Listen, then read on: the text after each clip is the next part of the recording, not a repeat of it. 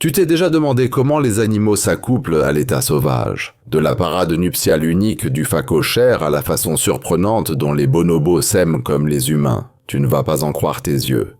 Aujourd'hui, on passe en revue les rituels d'accouplement les plus insolites chez les animaux. Curieux de savoir quels autres animaux sont sur la liste. Bienvenue dans la puissance brute des accouplements animaux. Éléphant. Un touriste a réussi à filmer une scène incroyable dans un point d'eau, où tout semblait calme, alors que les éléphants buvaient de l'eau tranquillement. Mais soudain, un bruyant barrissement a brisé cette ambiance paisible quand un éléphant mâle a décidé qu'il était temps de s'accoupler avec une femelle. Ce remue-ménage soudain a offert une occasion rare de voir les comportements fascinants des éléphants, d'autant plus qu'ils ont un système d'accouplement polygame où les mâles peuvent s'accoupler avec plusieurs femelles. La plupart du temps, ces activités d'accouplement commencent pendant la saison des pluies. Les éléphantes signalent qu'elles sont prêtes à s'accoupler en libérant des phéromones spécifiques à travers leur urine et leur sécrétion vaginale. Lorsqu'un éléphant mâle détecte ces signaux chimiques, il s'approche d'elle et utilise ce qu'on appelle la réponse flémène. Avec cela, il analyse son état en recueillant des échantillons avec sa trompe et en les goûtant même avec un organe spécial dans sa bouche. Le cycle œstral d'une éléphante dure environ 14 à 16 semaines et se divise en deux phases principales. La phase folliculaire, qui dure 4 à 6 semaines, et la phase lutéale, qui dure 8 à 10 semaines. Fait intéressant, les éléphants connaissent 2 pics d'hormones lutéinisantes pendant la phase folliculaire. Le premier pic ne déclenche pas l'ovulation, mais il modifie l'odeur de la femelle pour montrer à tous les mâles qu'elle est en chaleur, tandis que le second conduit réellement à l'ovulation. Cependant, il est intéressant de noter qu'à mesure que les éléphantes vieillissent, surtout celles de plus de 45 ans, leur fertilité a tendance à diminuer.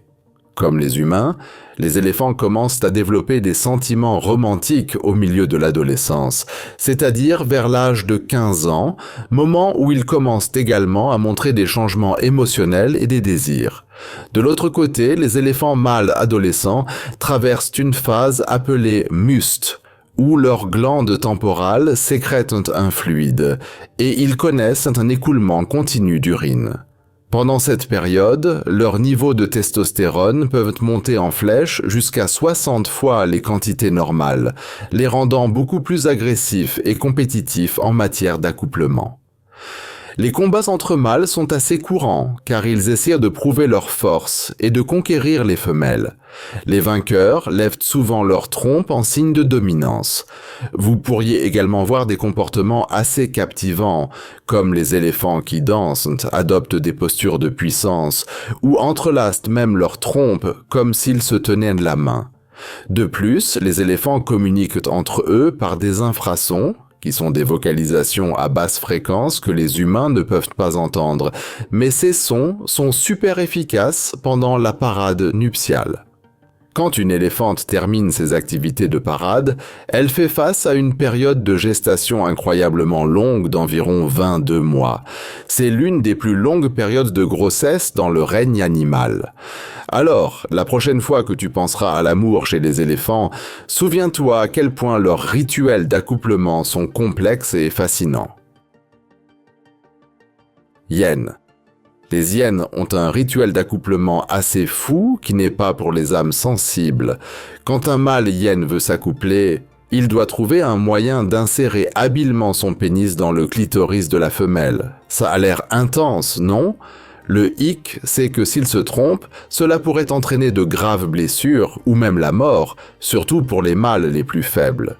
Donc ce n'est pas juste une question d'action, cela nécessite beaucoup de courage et de précision. Maintenant, de l'autre côté, les hyènes femelles ont leurs propres défis. Elles donnent naissance par le même organe, ce qui complique pas mal les choses. Imagine les risques qu'elles affrontent non seulement pendant l'accouplement, mais aussi quand il est temps de mettre bas. Une chose intéressante à propos des hyènes femelles est leur pseudopénis. Ce clitoris élargi ressemble beaucoup au pénis d'un mâle, mesurant environ 0,17 mètres de long et 0,022 mètres de large. Il joue un rôle majeur dans la miction, la reproduction et la mise bas. Cette caractéristique unique ajoute à l'apparence globalement masculinisée de l'anatomie reproductive de la femelle, rendant difficile de les distinguer des mâles juste en les regardant. Les chercheurs sont longtemps restés perplexes face à ce développement. Le pseudopénis provient d'une combinaison d'un clitoris élargi et de lèvres fusionnées. Une théorie suggère qu'il a évolué pour aider les femelles à s'intégrer dans la structure sociale compétitive de leur clan, où les femelles détiennent le pouvoir sur les mâles.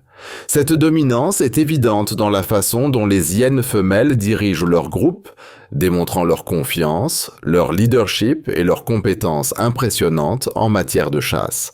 Il est également possible que le pseudopénis agisse comme une sorte de signal de dominance lors des situations d'accouplement.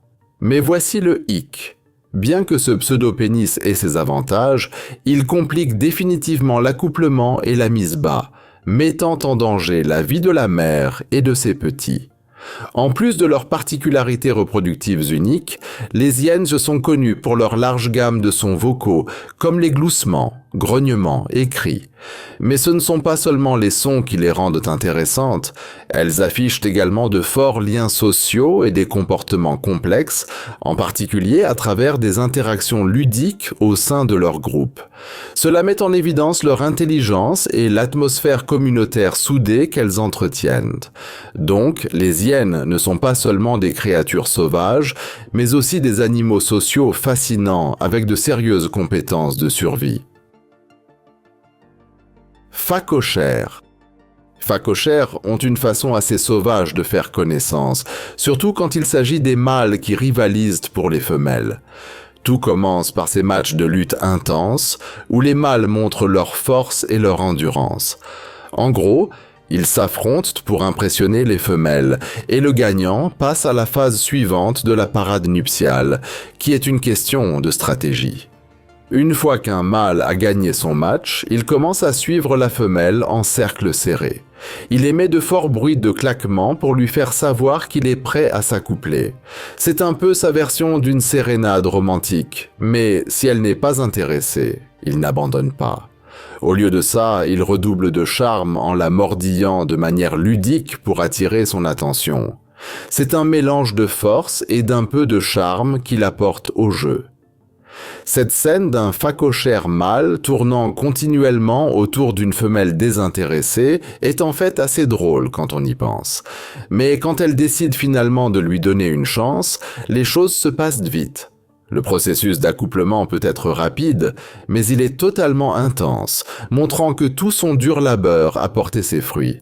Cette danse de parade nuptiale met vraiment en évidence l'importance pour les phacochères d'être persistants et de garder les choses ludiques pour conquérir une femelle. Guépards. Les guépardes ont une façon unique de signaler quand elles sont prêtes à s'accoupler. Pendant leur cycle œustral, elles utilisent leur urine pour marquer certains endroits, ce qui fait savoir aux mâles qu'elles sont d'humeur. Cette odeur attire plusieurs mâles, créant une ambiance compétitive parce qu'ils veulent tous impressionner la femelle. Les gars ne restent pas assis à ne rien faire non plus. Ils finissent souvent par des batailles territoriales intenses. Celui qui l'emporte a la chance de s'accoupler avec la femelle, ce qui est assez fou. Ce qui est intéressant, c'est qu'une guéparde ne se contente pas d'un seul mâle. Pendant sa période œstrale, elle peut s'accoupler avec plusieurs partenaires. L'accouplement en lui-même est super rapide et simple. Il n'y a pas de parade élaborée. Le mâle va simplement s'approcher, se coucher et passer à l'action. Cela peut se produire 3 à 5 fois par jour sur environ 2 à 3 jours, puis ensuite, chacun repart de son côté. Une fois que la femelle est enceinte, elle cherche une végétation dense pour donner naissance. Typiquement, elle aura entre 1 et 8 petits, bien que 3 à 4 soit la norme. La gestation dure environ 90 à 95 jours, et quand les petits naissent, ils sont minuscules et aveugles. pesantes entre 0,15 à 0,3 kg. Pendant le premier mois, la mère les garde cachés, les déplaçant pour les protéger de tout danger. Au fur et à mesure que les petits grandissent, ils commencent à ouvrir les yeux vers l'âge de 10 jours, avec leur douce fourrure noire, des taches pâles et des poils bleu-gris duveteux. La mère reste à proximité, généralement à moins d'1 kilomètre de leur tanière, revenant plusieurs fois par jour et surveillant la nuit pour assurer leur sécurité. Une fois que les petits atteignent 2 mois, ils commencent à l'accompagner lors des sorties. Pendant cette période, elle commence à les sevrer et introduit de la nourriture solide en apportant des morceaux de ses proies. Au début, les petits peuvent être un peu réticents à essayer la viande, mais à mesure qu'ils deviennent plus forts et plus curieux, ils commencent à la grignoter. À 4 à 6 mois, les petits essaient déjà de chasser de petits animaux comme des lièvres ou de jeunes gazelles. Cependant, ils ne deviendront pas vraiment des chasseurs efficaces avant d'avoir environ 15 mois. Enfin, lorsqu'ils atteignent environ 20 mois, les petits sont prêts à prendre leur envol, quittant leur mère pour devenir indépendants. Zèbres. Zèbres savent vraiment faire le show quand il s'agit de s'accoupler. Leur saison de reproduction est super courte, allant d'août à septembre, mais elle est remplie de drames et de compétitions. Les mâles zèbres donnent tout pour séduire les femelles, mettant énormément d'efforts pendant ces longues sessions de parade qui peuvent durer des heures, voire des jours. Imagine la scène. Les gars appellent, exhibent leurs muscles et parfois se battent même en s'affrontant pour gagner ces précieuses opportunités d'accouplement. Quand une femelle zèbre est prête à s'accoupler, elle donne un signal clair en levant sa queue. Ce geste met le mâle sur le qui-vive et tout se réchauffe. Tu peux aussi repérer leur langage corporel qui devient animé. Les femelles couchent souvent leurs oreilles, tandis que les mâles montrent leurs dents pour montrer qui est le patron. Différentes espèces de zèbres ont aussi leur style unique. Les zèbres des plaines et de montagne gardent les choses privées, où les femelles restent généralement avec leur étalon dominant dans des groupes soudés appelés harems. En revanche, les zèbres de Grévy jouent un jeu complètement différent, pratiquant un style d'accouplement plus libre. Ici, la compétition est féroce, et les mâles développent même de plus gros testicules pour augmenter leurs chances de succès. Une fois que l'accouplement a eu lieu, la période de gestation d'un zèbre dure presque 1 an. Après avoir donné naissance, la maman peut redevenir fertile assez rapidement, en seulement quelques jours ou semaines. Habituellement, elle n'aura qu'un seul poulain, mais ne sous-estime pas ces petits. Ils peuvent se tenir debout et courir en seulement 1 heure après leur naissance. C'est assez étonnant de voir comment l'instinct entre en jeu et ce poulain suivra n'importe quel objet en mouvement immédiatement. Pendant ce temps, la mère reste vigilante, toujours à l'affût pour garder son bébé en sécurité, loin des autres juments et des menaces potentielles. Lion. L'accouplement chez les lions est à la fois frappant et persistant. Ce n'est pas qu'ils prennent leur temps, cependant. Chaque session d'accouplement est super brève, ne durant qu'environ 1 minute ou même moins. Tu pourrais penser que ce n'est pas beaucoup de temps, mais c'est suffisant pour qu'un lion mâle y aille à fond.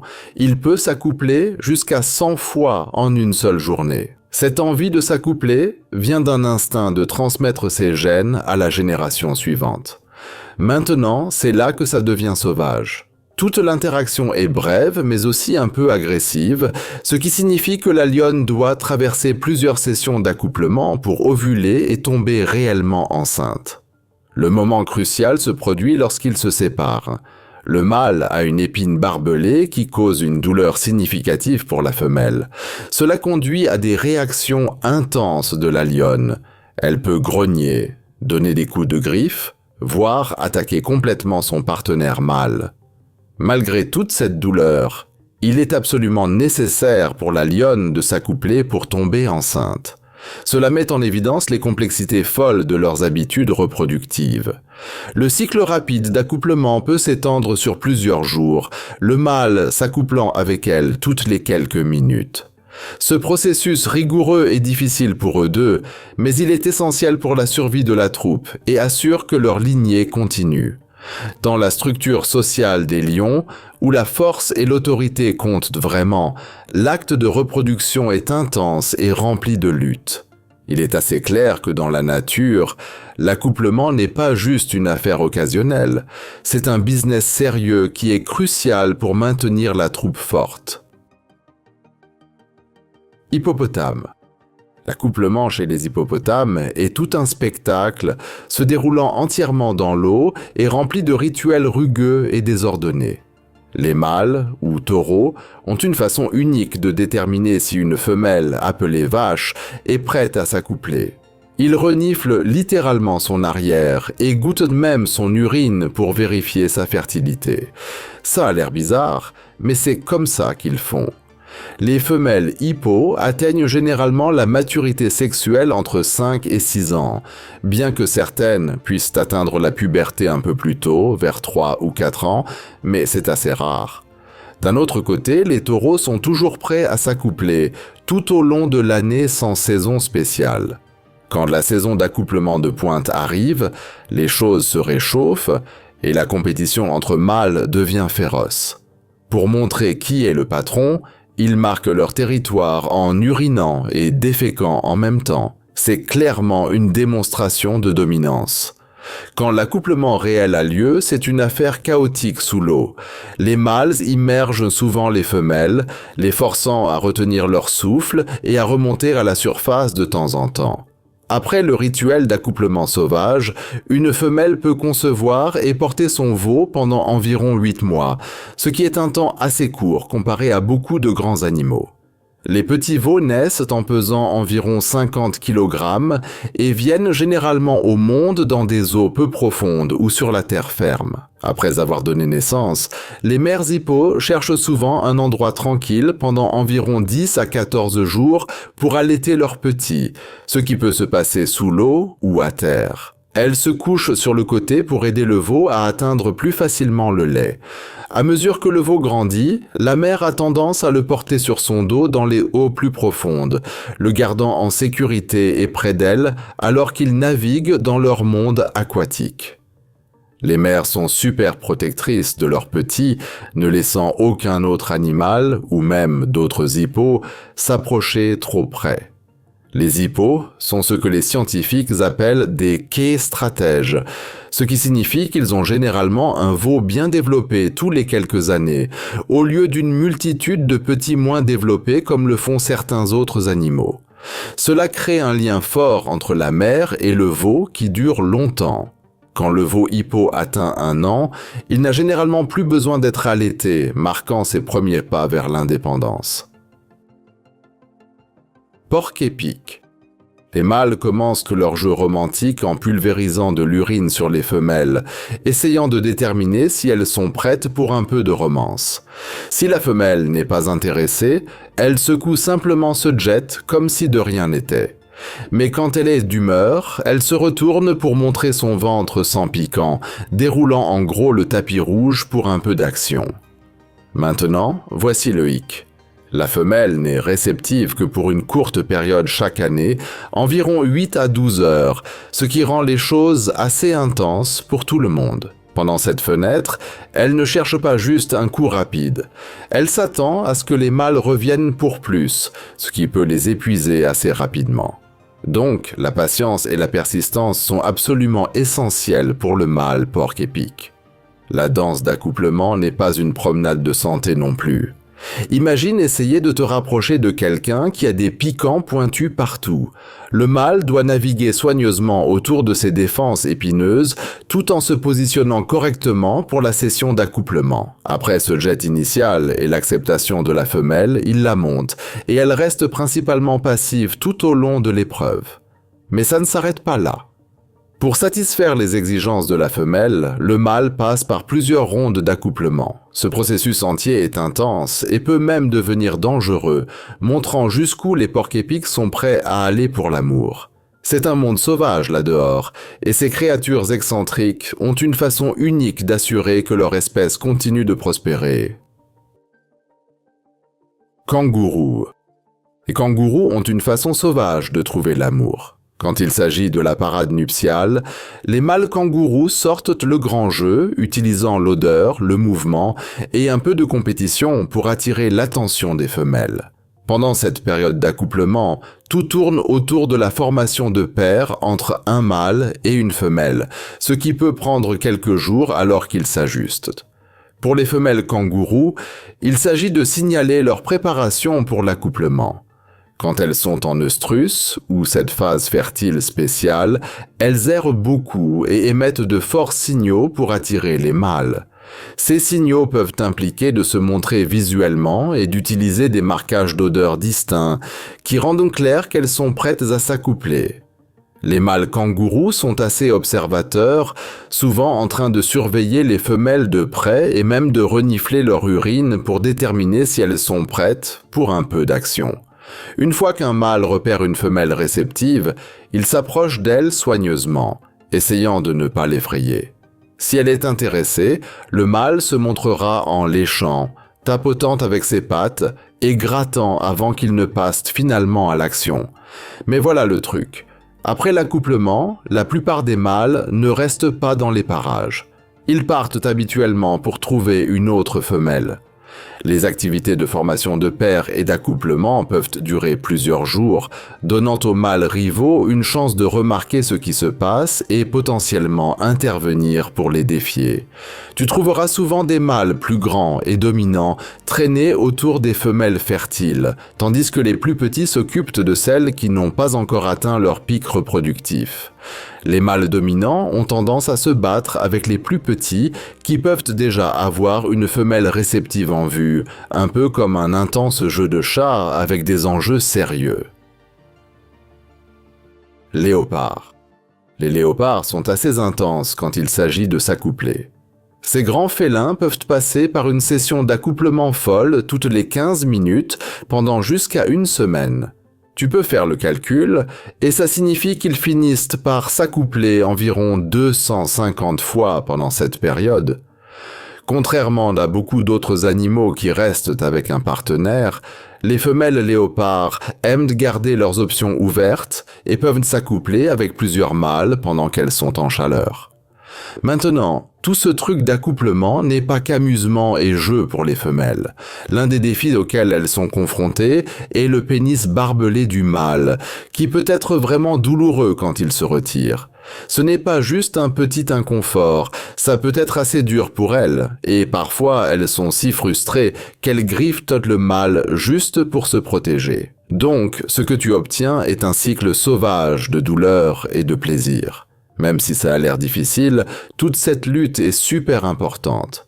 Les femelles léopards doivent endurer tout ça non pas juste pour le plaisir, mais pour s'assurer qu'il y aura de futurs léopards, gardant leur espèce vivante et en pleine forme. Rhinocéros. Les femelles rhinocéros entament leur parade nuptiale en émettant un fort sifflement qui dit clairement « Hé, je suis prête à m'accoupler ». Cet appel unique est un signal directement destiné au mâle, mais voici le hic. Les gars peuvent être un peu lents à le capter. Donc, les femelles ne se contentent pas de rester assises à attendre, elles vont chercher les gars pour attirer leur attention et s'assurer qu'ils savent ce qu'il en est. Une fois que les mâles captent enfin le message, la parade nuptiale prend une tournure intense dans un jeu sauvage appelé bluff et fanfaronnade. C'est là que les choses deviennent sérieuses, un concours de coups de tête puissants. Les rhinos s'affrontent et se démènent comme s'ils étaient dans un match de catch, montrant leur force. Parfois, cette confrontation épique peut durer plusieurs heures. Et le mâle comme la femelle doivent vraiment montrer leur puissance et leur endurance pour en sortir vainqueurs. Maintenant, tout ce processus n'est pas qu'un jeu amusant, il sert de test de compatibilité. Seuls les rhinos les plus coriaces et les plus persistants peuvent gérer le défi physique, s'assurant que seuls les plus aptes peuvent s'accoupler et transmettre leurs gènes. Après tous ces coups de tête, l'accouplement se produit rapidement. Mais ça reste une partie super importante de la façon dont ces créatures majestueuses maintiennent leur espèce en vie. En fin de compte, Cette phase de parade nuptiale est cruciale pour les rhinos. Tout tourne autour de la démonstration de leur capacité physique et de leur esprit combatif, prouvant qu'ils sont prêts pour les défis de la vie ensemble. Girafe. Seuls quelques mâles girafes plus âgés ont la chance de s'accoupler avec les femelles, et ces chanceux peuvent se reproduire toute l'année, avec la capacité de concevoir environ tous les 15 jours.